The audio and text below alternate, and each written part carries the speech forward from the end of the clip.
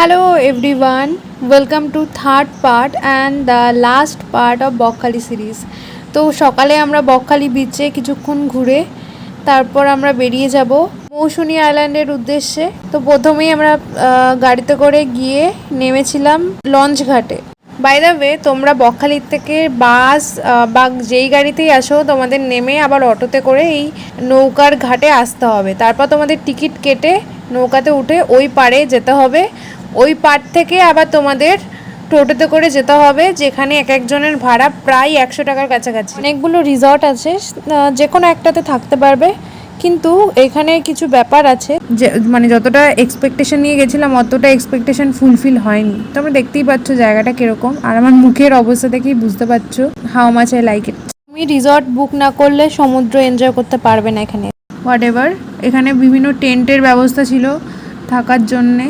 আমরা অন্য ভিডিওতে যত সুন্দর দেখি নিজের চোখে দেখলে বুঝতে পারবে, বাট এই জায়গাটা আমার খুব ভালো লেগেছে। এখানে আমরা অনেক ছবি তুলেছিলাম।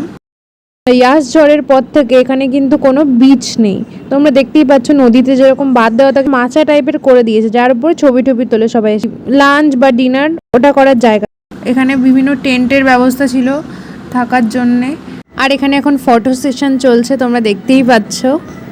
আর একটা জিনিস, তোমরা যদি এখানে ফ্রেন্ডসদের সাথে আসো তাহলে আমার মনে হয় ঠিক আছে, বাট ফ্যামিলির সাথে এই মৌসুনী আইল্যান্ডে ঠিক না, কারণ ওখানের পরিবেশটা ওরকমই না, মানে একটু আলাদা টাইপের পরিবেশ। আরও আমি বলবো, তোমরা যদি কেউ মৌসুনী আইল্যান্ডে আসতে চাও তো আগের থেকে প্রি বুকিং করে আসবে। এখানে কিন্তু অন স্পট কোনো রকম বুকিং নেওয়া হয় না। তো তোমাদের আসতে হলে হয় 1 সপ্তাহ আগের থেকে বা 1 মাস আগের থেকে তোমাদের ওদের কাছে বলে সেই ডেটে যদি ফাঁকা থাকে তাহলে ওরা বুকিং নেবে অনলাইনে। আর এটা লকডাউনের পর থেকে এই সিস্টেমে এখন চলছে। পুরো ব্লগটা দেখার জন্য অনেক অনেক ধন্যবাদ। সাবস্ক্রাইব করে দিও।